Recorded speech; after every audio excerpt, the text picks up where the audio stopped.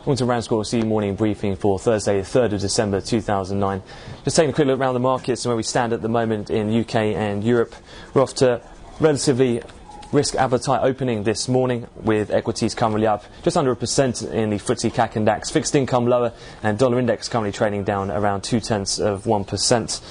Some of that positive sentiment feeding through from the Asian session. The Nikkei did rise some 3.8% for the close. That was the highest in 5 weeks.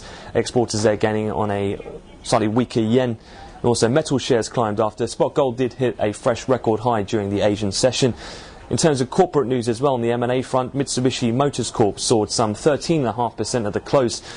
That was after Nikkei Business Daily reported that Peugeot Citroën of France is in talks to spend up to 300 billion yen to acquire a 30 to 50% stake in the Japanese motor company. Elsewhere as well, news came out overnight that Bank of America, they said it would repay some $45 billion of taxpayer bailout funds. That's also being received positively by the market and will likely get further attention when the US come in later. And also relatively upbeat comments from Federal Speaker Lacker, who said the economy has hit a bottom and recovery is solidly underway. Also noting as well that fits in with the Beige Book, which we saw yesterday, which said that economic conditions improved modestly. In terms of that then, with risk appetite, as mentioned, picking up slightly, we have seen the peripheral European spreads narrowing, that of Ireland, Portugal and Greece, to name a few, against the benchmark German 10-year Bund.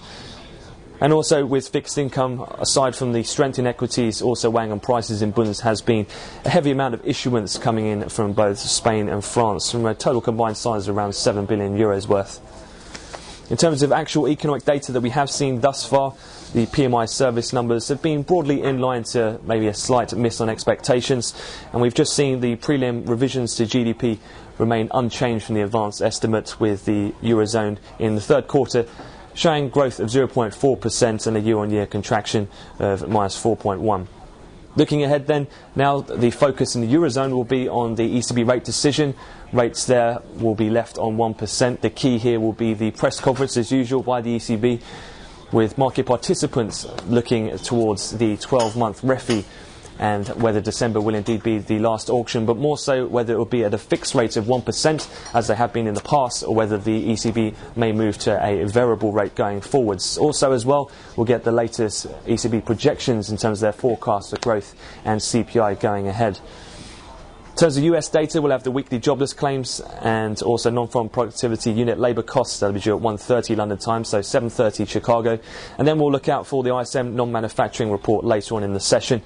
Speaker-wise, Bernanke, he'll be looking to reaffirm his election for a second term. That'll be at 3 o'clock London, 9 in Chicago. And then Fed's Rosengren and Treasury's Barr due to speak later in the session.